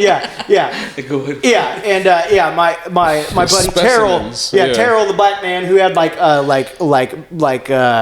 fucking turquoise gay painted fingernails. This is a very like metrosexual black guy, 6'8". Oh, huge, like giant as fuck. Metrosexual black guy. Oh, yeah. Nobody's talking. He's slamming some rims. They go in. These guys were. That's wild. So, and they go in and accuse them of stealing guitars. He's like of the guitars they're loading in. He's like, you think I shoved the guitar up my big black ass? You know what I mean? Basically, he's like, I took the guitar into my big black dick, dude. It's in between my nuts and my dick. He got hella like, kind of was like, fuck you guys, and got into it with them. And they called him the N-word. And it was like, okay, game over. This is crazy. I'm like, so I had to file a thing with FedEx. I'm like, we're not bringing them their shit anymore at all. And they're like, no, you have to. They're our customer. They're like one of our biggest customers in Vacaville. I'm like, doesn't matter. I'm not bringing my employees to get. We're private contractors too, so our employees can sue us. Not that that's the reason. I mean, fuck those guys. But still, even from an HR label, I could break it down to them and be like, dude, we're a private company that contracts with you, so they're our employees, not yours. So they could sue us for like allowing this to happen to them. You gotta cover your end. Yeah, I'm like, no, fuck that. Even though you mean it like Genuinely, like, I'm like, absolutely fucking not, dude. That, and so I'm like, no, it's absolutely not. We're not delivering their shit anymore. So we let their fucking packages pile up for like a month, and every time they'd put them in the truck, I just take them out, stick them on the ground, be like, here's the pile of 34 guitars that need to get delivered. Yeah. So that it was driving the business insane, and they kept calling and complaining, and we're like, no, we're not delivering to fucking racist ass, these racist ass people. And then so music lovers. Yeah. So they finally, and then so. I go and look on the owner's Facebook page, and I just find so much racist shit he's posting. I go to their Yelp page; they have hella reviews being like, "I went in here and immediately they started following me. I'm a black guy looking for a new drum set. They start following me around the store and like saying I can't afford the drum set or whatever. You know what I mean? So it's like it's clear there's a pattern here or whatever. Yeah. So they finally have to host like a meeting with the owners and shit, and then the FedEx people, and then the people from our contract, and they have to like make an agreement that they will make sure no racist shit happens while our delivery guys are in the store. Yeah. So we finally squash the beef and make them deliver. So that's that whole story. But like so Jason was kind of like I went off on a total tangent, but Jason Jason was a very, very like Black Lives Matter guy. You know what I mean? And then rapping his own music, and his songs were like, he's like Black Lives Matter, serving these bars on a silver platter. You know, bar. You know what I mean? Yeah, just bar. And just like so he was. I like it. Yeah. And he'd always be like, I'll look him up after this. Are you on Spotify? Yeah, dude. Yeah, if they might be recorded from a phone in jail now, but so I'm getting to that part of the story. Yeah. Oh damn! So, hell yeah. So this dude, he's a Muslim now. He's a black Hebrew Israelite. Yeah. So he fucking is driving down he's driving down South Orchard in Vacaville, residential, peaceful, quiet neighborhood. Like the speed limit's 25. He's going 60, flying over, catching all four tires air. Like on the speed bumps, you know what I mean? Nice. I mean, murdering down this fucking street next to an elementary school and a Mormon church. Yeah. So like, this man is living. Some old white dude that I'm pretty sure it's the guy that owned my old house we used to rent. Yeah. That was an old retired cop, old white guy. But he comes out of the house and is like, oh, hell no. Yeah. There's not this black dude, Black Lives Mattered out, blasting his own rap music, driving 70 miles an hour down the street. In a 20 fucking MPH zone. And he gets out and he drives down the street, finds out where he is, cuts him off, and parks in front of him. Gets out, starts yelling at him, and he's not a cop anymore. He's like retired or off duty or whatever. And he's like, oh fuck no, you're not doing this. And he's like, I'm detaining you. This is a citizen's arrest. I'm going. You're waiting here. I called the cops. You're waiting till the cops get here because I'm accusing you of speeding or whatever. Yeah, and Jason's like, fuck no, I'm not getting killed by this white man. Yeah, you know what I mean? And he just like pulls out. He's like, nope, and he fucking peels out. Yeah. Immediately hits a car. Is like, oh shit. Yeah, drives away. And then he's like, okay, now I'm really fucked. So what does he do? Instead of stops and calls me, he drives away, runs a red light, hits another car in front of so many witnesses. Makes the car, spins out, busts the windshield, condenses the door, and then he just drives on the highway, hits another car on the highway. Gets into a high-speed chase, like the entire police department is chasing him on the highway. He drives from Vacaville all the way to Fairfield to the next town, gets off the highway, drives through the parking lot of Lowe's going like 100 miles, like the trucks like won't go faster than like 75 or whatever. So he's trying to crank 100, but he's like steaming the engine going 75. And then just crashes into an Alhambra water truck. God damn. Crashes into a Alhambra water truck in the Lowe's parking lot, gets back on the highway, drives all the way almost to Vallejo, like to Cordelia basically. And the cops finally abandon the highway high-speed chase because they're like, this is too dangerous. Yeah. So they let him go. They get off the highway. Jason. Yeah, he drives the truck and then ditches it in the middle of like a residential neighborhood, like down like a probably like half a mile from the FedEx station, and then just runs away on foot. Trying to get away. He like slipped and fell in the truck while he was getting out, and there was blood all over the truck or whatever. Damn. Yeah, and then that's how they found him. Yeah, so half of his clothes were like behind and stuff. But anyways, so it's. So this is all happening. Cut to me. I'm in my apartment. Yeah. I'm getting dressed to go to the wedding rehearsal dinner for my wedding. It's 2 days before my wedding. Oh, man. And my boss, Tuck, calls me and goes, and I have had, I injured my back at work, and I've been literally bedridden and have barely able to get out of bed. I'm supposed to go on a honeymoon in 3 days, and I'm getting married, and I'm running the wedding event, and I'm in like so much pain I can barely fucking move. You know what I mean? In my back. And Tuck calls me, and he's like, I'm like fucking struggling to get my socks on. He's like, hey, Dakota, you know, I've been out of work for like 2 weeks, dude. And he's like, what are you doing right now? And I'm like, I'm getting ready for my wedding rehearsal dinner. He's like, oh, okay. We have a little problem. I need help. I was like, what? I was like, I can't hit it. He just like, and he goes, and he just snaps and he just starts yelling into the phone. And he goes, he's like, Jason crashed the truck into like 5 people and the police are chasing him. And he's like, what? And he goes, Jason fucking crashed the truck. And he just starts screaming and going crazy. And I was like, what? And he's on the phone with me on the other line. Like, so Jason's calling him and he's like, they after me, Tuck. They're going to kill me. Like, you know, whatever. He's like, they're going to shoot me. And he's like, my boy Jason. Like, what did you do? He's like, I fucked up, Tuck. I hit like 5 cars. You know, he's just telling me all this shit that happened. And the police are after me, man. They're trying to get my ass. I can't go back to jail. You know, he's like, what do you mean you can't go back to jail? He's like, I got 2 felonies. And it's like, this was like during COVID. They just weren't fucking doing background checks the way they were supposed to do. So he got hired even though he had all these felonies and shit. Damn, Jason was on a roll, bro. Yeah. And so, you know, like he fucking, you know, or maybe he got his record expunged. I don't know what it was, but so he like, he's like, they're fucking, he's like, why? He's like, stop running, just give up, turn yourself in. He's like, I can't. He's like, why? He's like, because they killing us out here. He keeps fucking running away, dude. And he fucking, and he just, so he I fucking. support him. Yeah, dude. And then, anyways, he's fucking home field, dude. He's on the 10-yard line. He's like running to the parking garage at the FedEx building, about to get in his car and dip on foot. And the cops are waiting for him in the parking garage, dude. And they all come out of the parking garage. He's like, fuck. And they just tackle him, draw guns on him. Damn. Yeah, and like Tuck's on the line on the other phone. And then he's just like, why you got a gun on me, bro?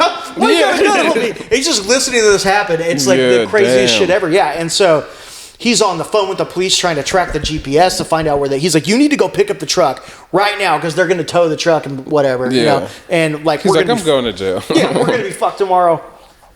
So he's like, I'm like, all right. So I'm like, fuck, this is a huge emergency. So I have to fucking, and that's how much I cared about this shitty ass job that I like ditched my wedding rehearsal to fucking scramble and go save this truck. That's crazy. Yeah. So I go drive and go get the truck and it's all fucked. It's like destroyed, you know, it's all fucked up. Total shit. Yeah, dude. Damn. Was his music still playing at least? Fuck yeah. Yeah, dude. You get a nice little play. Serving bars on a platter. Black Lives Matter. I might lose my life today. You never know how this. Which is crazy because I'm like, you're. It's like this is on like I'm like that means he had a CD in the truck. He was playing his mixtape. It wasn't even on his phone or whatever. But yeah, so because he had his phone with him. But so anyways, shout out to him, man. Yeah. So and he left his Black Lives the famous Black Lives Matter beanie behind.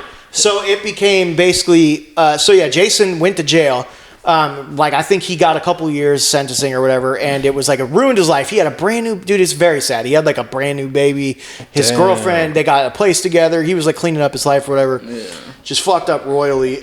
There's like nothing more like a black hood guy with autism. Did he? What, you suspected? Oh, totally. I mean, he had to be. Yeah. That's such a dangerous combination. That's an incredible combination. Not dangerous for society, but dangerous for them. Or maybe for everybody. Incredible. You could turn out at Kanye. You could just become Kanye. Oh yeah, dude. Yeah. It's it's gonna make or break your ass. Yeah. Either Kanye or the guy who jumped over the thing and attacked the judge. Yeah. Yeah, exactly. Yeah. So both are levels of black excellence. Yeah. But it's not. Oh yeah. It's not. And he was on a. Yeah. No. Oh yeah. Jason was the pinnacle of black excellence. That's what I would say. Dude. Yeah. So he fucking. But yeah. He. Don't that toy. Oh shit. Here you go. He. So he fucking So anyways, it was a very sad story. But the happy part of the story was that we still had his beanie. So every month I got to give out the Jason Robinson Scholarship Memorial Trophy for safe defensive driving. So whoever whoever in the company got the reward for being a safe driver and a safe employee got to have the beanie. And BLM. Dude, Just remember, we lost one of them. It was crazy, dude. It was the fallen soldier, dude. It was crazy. So shout out to Rob. Like Jason. Wow. Yeah, and that's such a tangent. I don't remember where we were before I went on Jason Robinson's story. I don't know, but Jason. All right, I hope he's doing well. I hope he's getting better at music. The commissary is full, my brother. Yeah. There's supposed to be. Yeah. Someone, one of the guys was like, dude, I swear to God, I just saw Jason like 3 months later driving down the street blasting his own music. I was like, nice. He hasn't learned a thing. Maybe he made bail, dude. Yeah, like in his own car. He didn't change a goddamn thing. Yeah. It was a new bar about what he went through. Yeah, dude, it's just completely. The 5 cars went on the run. Yeah. Well, and there were so many things. I mean, because like he was so upset about those dudes being racist, which he should have been at the music store. But that dude just ran into racial shit all the time, and he's like, I don't like being out here in the country because everyone's racist to me constantly all the time. Because he was like delivering out in the cuts.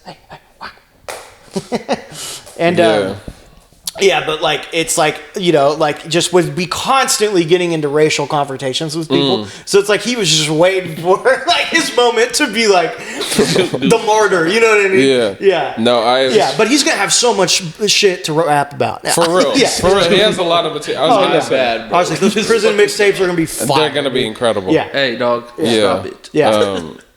My bad, bro. No, I used to deliver in Fairfield and like Vacaville, kind of. So I had a few interactions that were just the strangest. What'd you do, Amazon? I was just delivering pizzas. Oh, okay. Yeah, it was pizza just place? Round Table. Okay, which Round Table? Vacaville? Fairfield. Oh, okay. Yeah, no, because I had one time I delivered a pizza. It was one of these. It's one of these things that's like.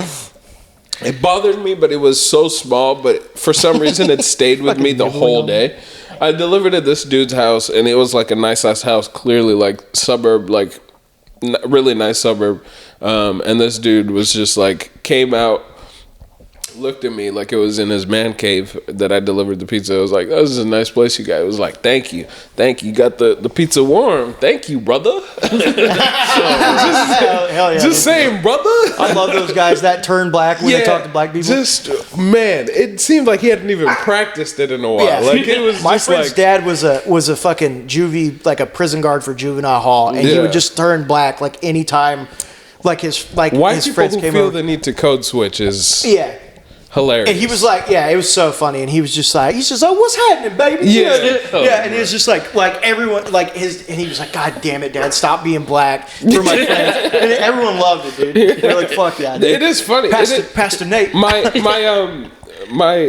first day in school in Washington, I went up to this kid, and he just like.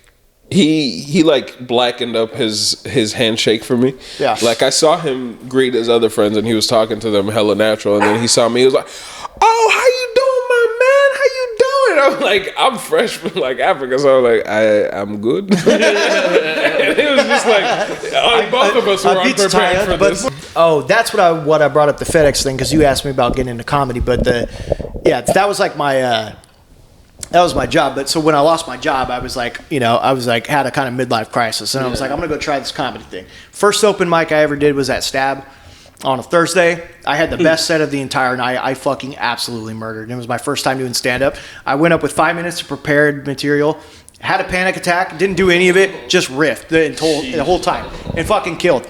And then people were like, who the fuck is this guy? I remember Parker Newman told me that he's like, when I first met you, I literally hated you. I got so mad after watching you that I left. And I was like, why? He's like, because I saw some fucking other fat Jew that looked just like me, that had a wife and brought a bunch of friends to the open mic and then destroyed it. And Parker like was gone for like a year because he had like some medical problems. He did stop doing stand-up for a year. He was like bedridden.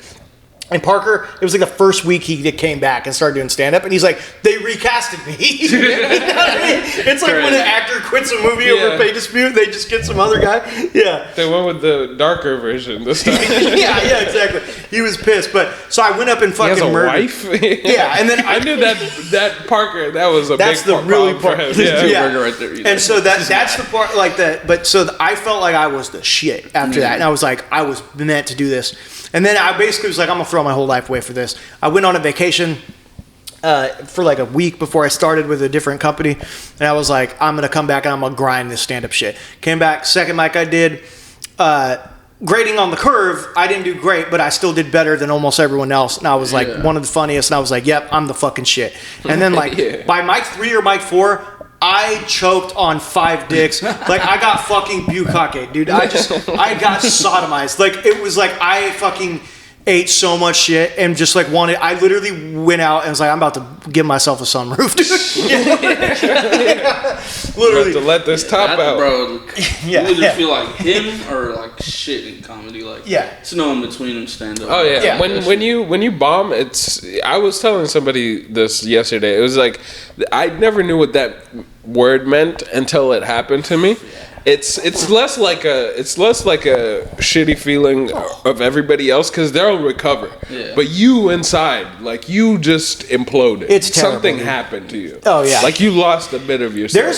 There's like a weird like two bombs where there's like fun bombs and then not fun bombs, and that was not a fun bomb, dude. I've had some of the funnest sets I've ever had. I've been eating a fucking turd, you know. And then but like that was not a fun kind of bomb. It was like an absolute like miserable experience, and so I absolutely ate a dick. And everyone was very suspicious of me when I first came around because like, who is this fucking like coke dealer looking ass Jew doing the most crazy shit, doing the most fucking racist, fucking misogynistic, sexist shit. No joke doesn't start with like this. Listen, this is gonna be tough to get through.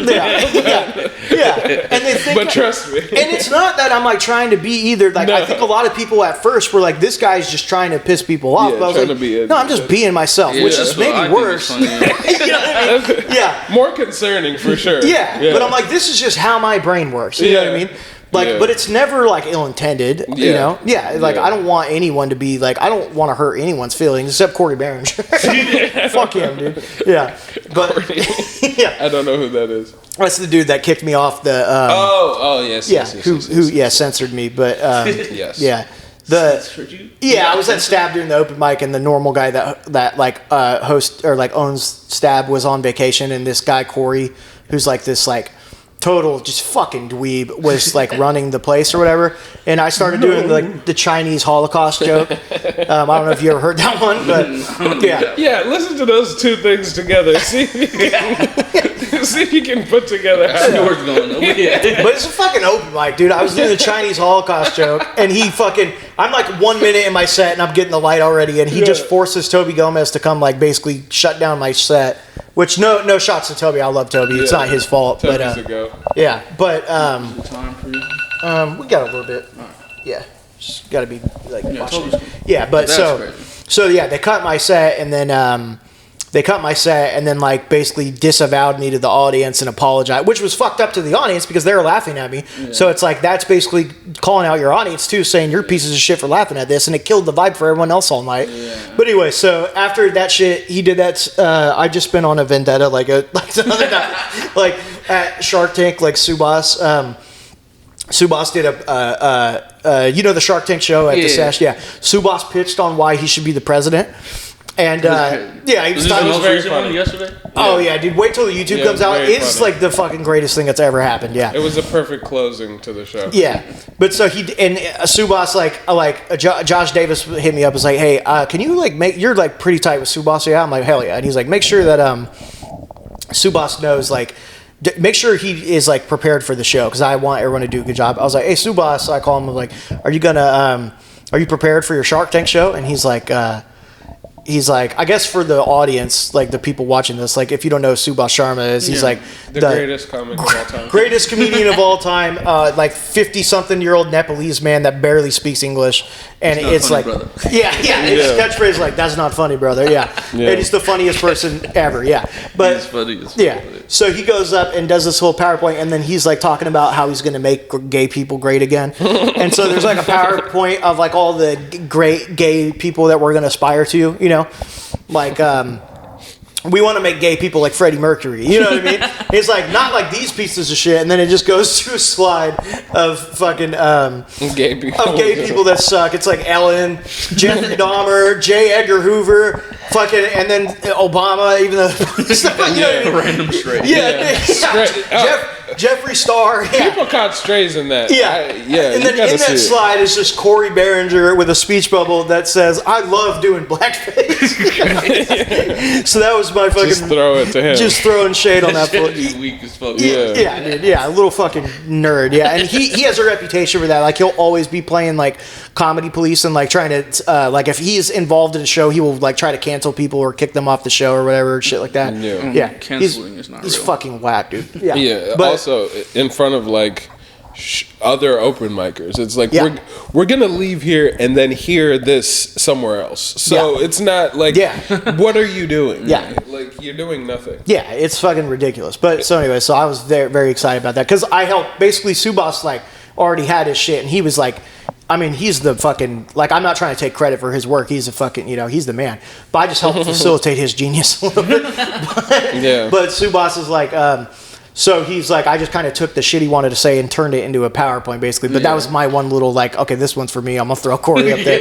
And the comics that saw it just started fucking dying, dude. Yeah. It was hilarious. Yeah. But, I call him. Yeah. Because I call him and I'm like, you need help with your presentation. What are you going to do for Shark Tank? He's like, I'm going to do comedy, brother. he's like, yeah, but like, what's your what's your business thing going to be about? And he's like, and I'm like, what's your PowerPoint going to be about? He's like, what is PowerPoint? So I like had to help. I had to make the entire power. He didn't even know what a PowerPoint was. How many days ago is this? Because the presentation was yesterday. Yeah. So I've been working on this. I started on like Tuesday, I think, and that's crazy. I've never worked harder on something in my life. I would have a fucking PhD if I had that work ethic for school. I can't care about shit I don't care about. There's a lot of there's a lot in there. Well, it's like in school. So in school, like I had a fucking A.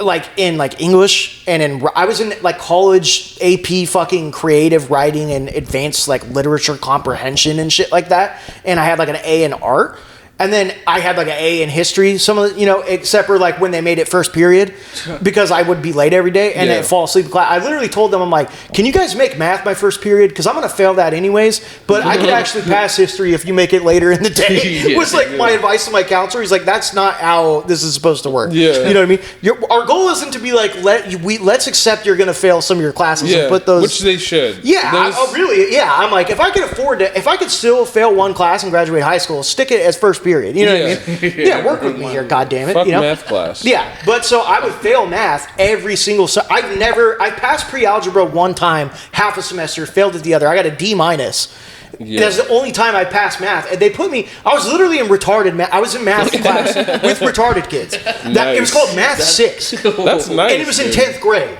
Yeah. So Math 6, I'm pretty sure meant 6th grade math. And I was a fucking sophomore in high school, a junior in high school. Yeah. Oh yeah, junior in high school. How were the tests? Math you were 6. like, I could do this any day. I failed.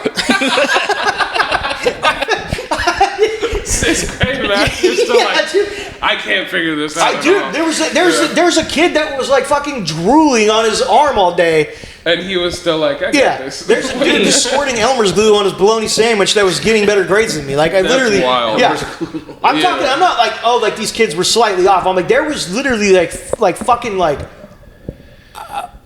Extremely special needs kids Very in that Down class syndrome, that were like could figure it out. You know what I mean? The kids with Down syndrome. Yeah, no, exactly. Like we're not talking like Rubik's Cube side. We're talking lean with it, rock with it. Like you know what I mean? Like fucking yeah. So it literally was just like I was down fools. That's still my down ass fools, dude. Let's not throw any more shit. I've done enough to that man this week. I'll tell you after the podcast. This is a podcast. I was about to just shit on him. Yeah, we'll talk with I could have edited it out. Just live. Yeah. Nah, dude. No. Yeah. But the fucking it was like it was bad. And I couldn't fucking. There's no fucking way I was gonna get through school. So I was like a complete fucking idiot. But like I was good at the shit I cared about. I actually was interested in English and writing. I mean, that's why I'm doing comedy. That's why I wrote screenplays. I'm a like natural writer. That's what, if I could do anything, I would rather write other people's shit than perform stand up. Like I have more fun helping Subas, being the man behind the curtain and helping him refine some of his jokes or like make the PowerPoint for him. Like I'd rather produce on someone else, be like, I want to just make Subas famous than like be famous myself. You know what I mean? I love writing. I would not want to ever be like I would be down to act a little bit like for fun, but like I don't want to be a movie star or something. I want to write scripts and want to make shit for other people, Yeah. It's totally where my brain is. So it's just like, I was good at all that shit, but I was terrible at. I got kicked out of every science class. They ran out of science classes to put me in, so they had me TA in the special needs class for 2 years. Yeah, which you can imagine what that was like. Yeah, I was a teacher's assistant in the special needs classroom. So. Oh my god, you could for 2 years doing anything but fucking with these kids. Oh no, dude. There's no. I seriously love those guys. Yeah, okay, good. Yeah, I did fuck with them. But like not in a bullying way. Like you know what I mean? Like I would fuck with them, but they were like, I love those kids. I like went to the dance with one of like the Down syndrome girls who like had a little crush on me. That's fine. I like took her to the dance and stuff, and we like danced and stuff. Do you do any like close dancing? Oh yeah, we were getting our freak on, dude. Yeah. Yeah. Dude, I was fucking leaking. No, I'm just kidding. I'm just kidding. I saw this is the worst thing about the internet. Yeah. My algorithm we did swing dance and square dance and shit. You know what I mean? Yeah.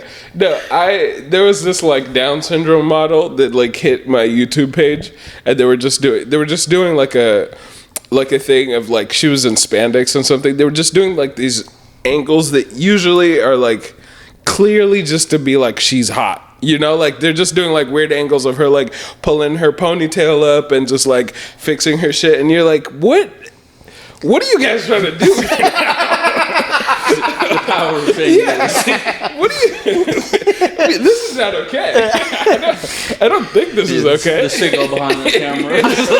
No, what's going on? No. The comments, though, are always the best thing. Oh my god, dude! It's always like the comments are like 2 comments. It's always like the nicest thing first. It's always like, oh, look at her, beautiful. Like you gotta get a little farther down. Go a little bit down, and then it's just somebody who's like, I'd be down. There was a kid in the class that was a Jehovah's Witness. Yeah, I think his name. What the fuck was this kid's name? It was like that is a special. It was like Jeremiah, some hella Mormon sounding ass name. One of those biblical ass names like Jeremiah or something. Yeah, he was Jehovah's Witness, and he was extremely like autistic, like the violent kind of like the guys. Ooh. You know what I'm talking about? Yeah, because you work with not like, very verbal. Yeah, because you work with people that have like issues and shit. Yeah. Not super verbal and just would have fits of rage and shit. Yeah. But like this dude's life sucked ass, and then his parents were fucking fucking Jehovah's Witnesses. So anytime we'd have like a class party, he would have to like fucking leave, or like we'd have like food. He wouldn't be able to have any of the celebratory food and shit because they don't celebrate holidays. And like it's so mean. Like he's already retarded. Like and then you can take away a cake from a retarded guy. Like dude, because there's a Down syndrome kid named Bobby who is just like Clayton. Clayton. Like you follow Clayton. Clayto's World? Yeah, you got to check this guy out. He's awesome. He's this guy with Down syndrome in Australia that his brother is like his ride or die. Oh, I was thinking of Clayton Bigsby for some reason. I was like, what? Yeah, there was a retarded guy that was just like Clayton.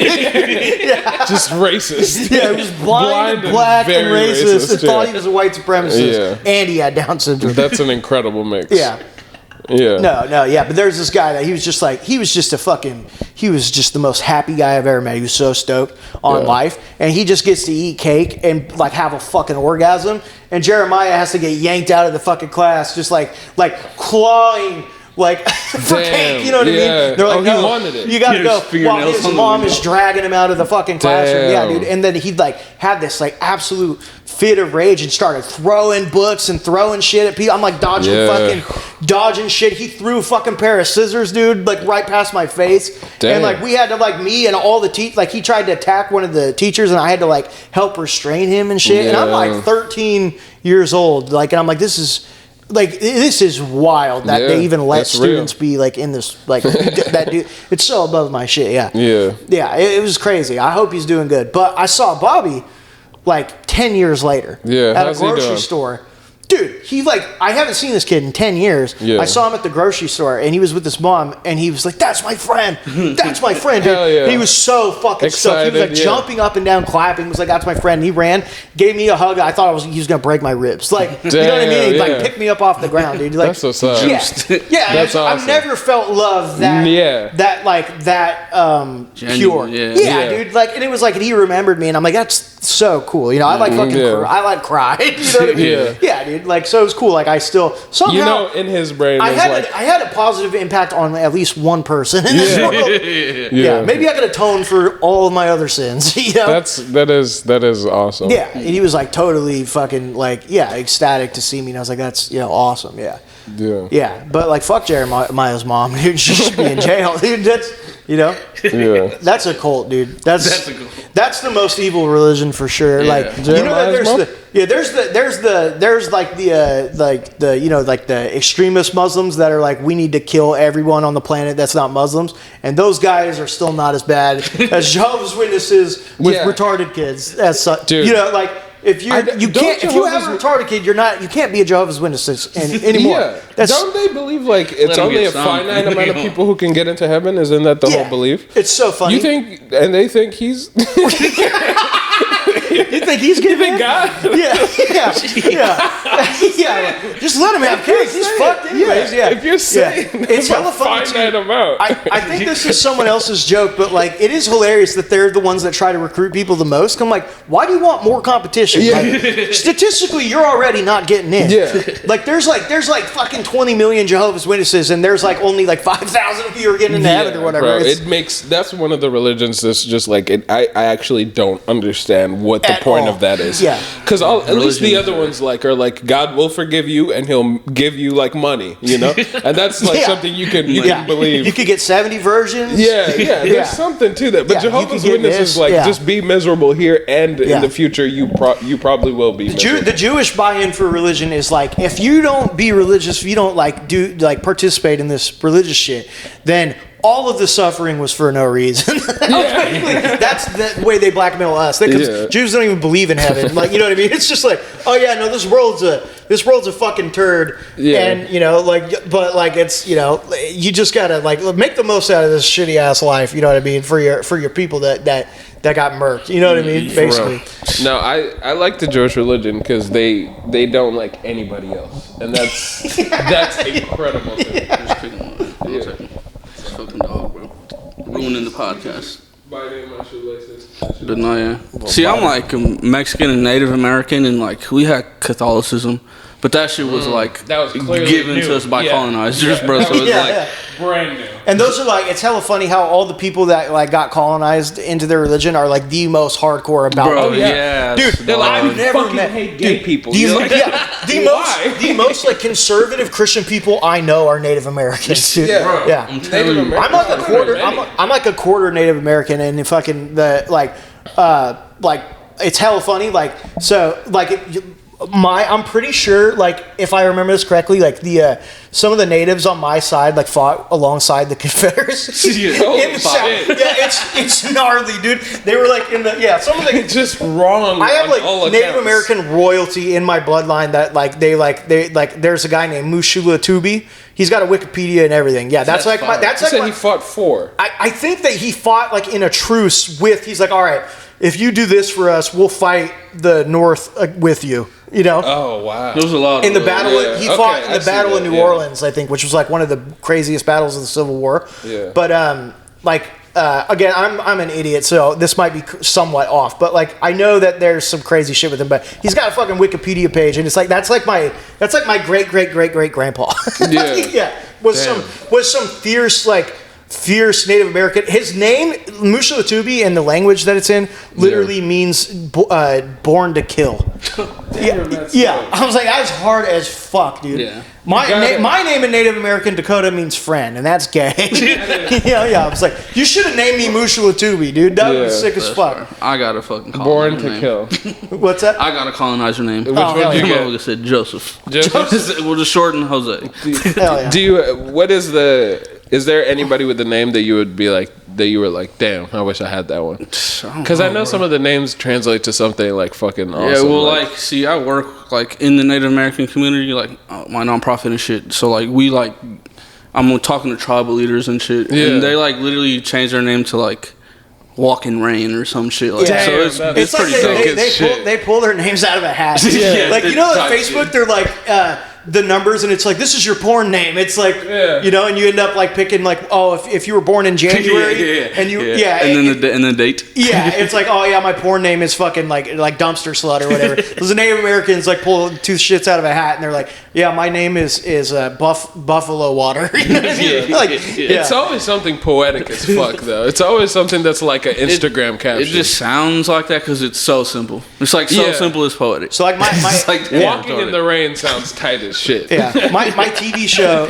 Sounds dumb though. You get an umbrella. Like, come on, dog. But it sounds like you're trying to be cool. Walks with umbrella just doesn't sound as cool, dude. Yeah, that's right. Yeah. The fucking pilot I wrote for a TV show, like what's like I have this whole season of a TV series, and one of the reviews where it got really good reviews, but one of the criticisms was like, does the chief of police really have to be an Indian chief? Because the chief of police is like also a chief, you know, and he talks like that, you know. He's just like, he's like you've brought great shame to the village, you know, to the people. Like it's not. That's kind of fire. Yeah, his name is like Yancey Cajones, which like he translates to Chief Buffalo Nuts. Yeah, it's dope. No, he's hard as fuck though. Dude, he like tomahawks people and shit, fucking scalps people. That's awesome. It's sick, dude. Yeah. How are you on time? We probably got like 10 minutes. Yeah, but it's crazy. Yeah, he's like, I'm like, you got a little self-indulgent on this part. No, that's what me and Ivan were talking about. That interested me about a lot, bro. Because like I want to do comedy sketches. You know, I'm learning how to write a script on fucking YouTube. It's wild. Like that shit is fire though. Dude, the Subas sketch? The Subas sketches are going to be fire when we get them out. We made a sketch that's like, it was me and some other comics. We made a sketch that, it's been a bitch to edit, but Subas, it's like, you ever seen Goodfellas? Yeah. Yeah, why am I funny? Like Joe Pesci. It's like that scene, but with Subas as Joe Pesci, basically. It's like a spoof. He's like kind of pressing. Yeah, he's like, that's not funny, brother. Like, why you say it's funny? It's not funny, you know? Yeah. And then fucking him and Stevie C has like they have such good chemistry. And then we're doing this other one that's like a spoof of Pulp Fiction, where Subas is like Samuel Jackson, and we got that one, and then we have like a couple different little movie spoofs. We're trying to do like, the movie Her. With Joaquin Phoenix, where it's like Scarlett Johansson's like his Siri. He's like in love with the Siri, so it's gonna be like, like picture like Subas in that movie, like is the chick, like some chick, and Subas lives inside her phone, and she's in love with Subas. Like she's like, I don't want to go out tonight. I'm not feeling confident. He's like, bitch, your titties are hella amazing. Like go outside, show off your titties. You are hella hot. And he's just like he's like a repugnant pig. Yeah. It's so like, because that would be like the male version of that. Yeah, so we have all these spoofs, and then we have like original shit too. Like we have like, what if Subas had to be a substitute for every profession? Like he's a substitute doctor. He shows up, and your normal doctor's gone, and Subas is your substitute doctor, or like he's your substitute he's a substitute fireman, or he's a substitute fucking teacher. Like Subas shows up to a job, and it's like, he's the guy that's a fucking, filling in.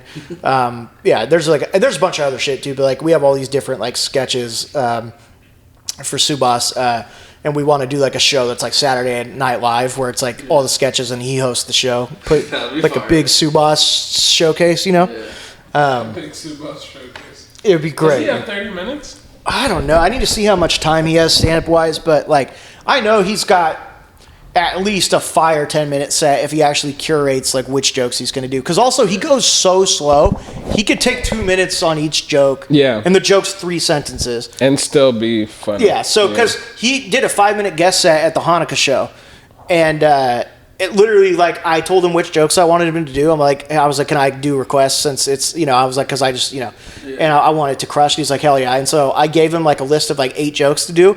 And he did like 3 and ran out of time. You know what I mean? Like, yeah. And I was like, damn, this would have actually, he needed 15 minutes for these jokes, Yeah, and they're so simple. But yeah, so we're doing all the sketch work with him. But sketch shit's very fun, if you ever want to get in on that. Yeah, bro, I'm down. Yeah. I got like just shit I write and like original shit. Like I have one where it's like I want to just like stand in the corner, like whoever me can look more homeless out of me and my brother. And like fucking stand on the corner like. I'll make like a fake ad about like who, homeless veteran. Yeah. See who could get more money. Like it's like a game show. That'd be a funny way to do it. Yeah. I was gonna do like, cause I have a bit about it too. Like just gonna ask for some dollars. But I don't have any cards or nothing. I don't have like Cash App.